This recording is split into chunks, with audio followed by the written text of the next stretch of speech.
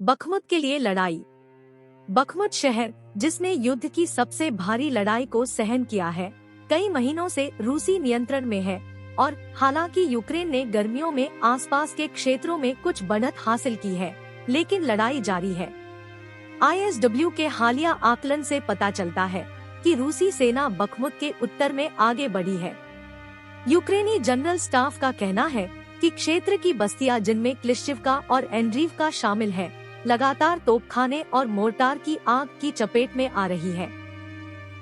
अग्रिम पंक्ति में रूस की हालिया प्रगति की रिपोर्ट के बावजूद यूके रक्षा मंत्रालय का कहना है कि व्यक्तिगत हमले अपेक्षाकृत छोटे हैं, शायद ही पलटन के आकार से ऊपर, और आगे कहते हैं, एक बड़ी रूसी सफलता की संभावना नहीं है और कुल मिलाकर मोर्चे पर गतिरोध की विशेषता है।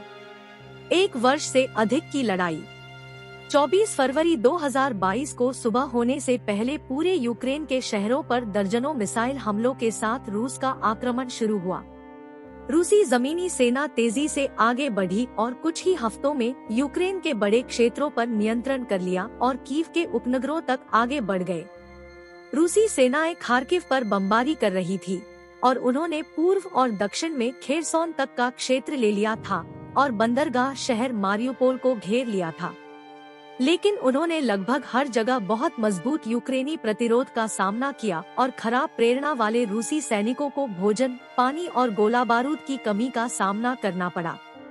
यूक्रेनी सेनाएं भी पश्चिमी आपूर्ति वाले हथियारों जैसे NLA एंटी टैंक सिस्टम को तैनात करने में तेज थी, जो रूसी अग्रिम के खिलाफ अत्यधिक प्रभावी साबित हुई। अक्टूबर 2022 तक तस्वीर नाटकीय रूप से बदल गई थी और कीव पर कब्जा करने में विफल होने पर रूस उत्तर से पूरी तरह से हट गया। तब से जमीन पर बहुत कम बदलाव आया है। यह इंगित करने के लिए कि यूक्रेन के कौन से हिस्से रूसी सैनिकों के नियंत्रण में हैं, हम अमेरिकन एंटरप्राइज इंस्टीट्यूट के क्रिटिकल थ्रेट्स प्रोजेक्ट के साथ युद्ध के अध्ययन के लिए संस्थान द्वारा प्रकाशित दैनिक आकलन का उपयोग कर रहे हैं। उन प्रमुख क्षेत्रों को दिखाने के लिए जहां प्रगति हो रही है, हम यूके रक्षा मंत्रालय और BBC अनुसंधान के अपडेट का भी उपयोग कर रहे हैं। यूक्रेन में स्थिति अक्सर तेजी से आगे बढ़ रही है और संभावना है कि कई बार ऐसे बदलाव हुए होंगे जो मानचित्रों में प्रतिबिंबित नहीं होंगे। यूक्रेन की सुरक्षा सेवा ने बताया कि एक यूक्रेनी हथियार कंपनी के कर्मचारियों ने रक्षा मंत्रालय के अधिकारियों के साथ मिलकर रूस के साथ युद्ध के लिए 1 लाख मोर्टार गोले खरीदने के लिए निर्धारित लगभग $40 मिलियन का गबन करने की साजिश रची। SBU ने शनिवार देर रात कहा कि 5 लोगों पर आरोप लगाया गया है, जबकि एक व्यक्ति को यूक्रेनी सीमा पार करने की कोशिश करते समय हिरासत में लिया गया है। दोषी पाए जाने पर उन्हें 12 साल तक की जेल हो सकती है।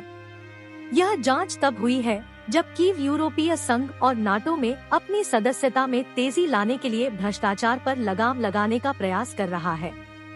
दोनों गुटों के अधिकारियों ने कीव के उनके साथ जुड़ने से पहले व्यापक भ्रष्टाचार विरोधी सुधारों की मांग की है।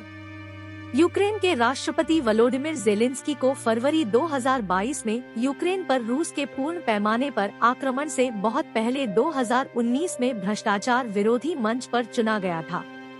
राष्ट्रपति और उनके सहयोगियों दोनों ने हाल ही में शीर्ष अधिकारियों की बर्खास्तगी को चित्रित किया है, विशेष रूप से पूर्व इवान बाकानोव को। जुलाई 2022 में राज्य सुरक्षा सेवा के प्रमुख भ्रष्टाचार पर नकेल कसने के उनके प्रयासों के प्रमाण के रूप में। सुरक्षा अधिकारियों का कहना है कि मौजूदा जांच अगस्त 2022 की है, जब अधिकारियों ने हथियार फर्म लविव आर्सेनल के साथ 1.5 बिलियन रिवनिया, $39.6 मिलियन के तोपखाने के गोले के अनुबंध पर हस्ताक्षर किए थे। भुगतान प्राप्त करने के बाद कंपनी के कर्मचारियों को धन को विदेश में पंजीकृत व्यवसाय में स्थानांतरित करना था, जो बाद में यूक्रेन को गोला बारूद वितरित करेगा।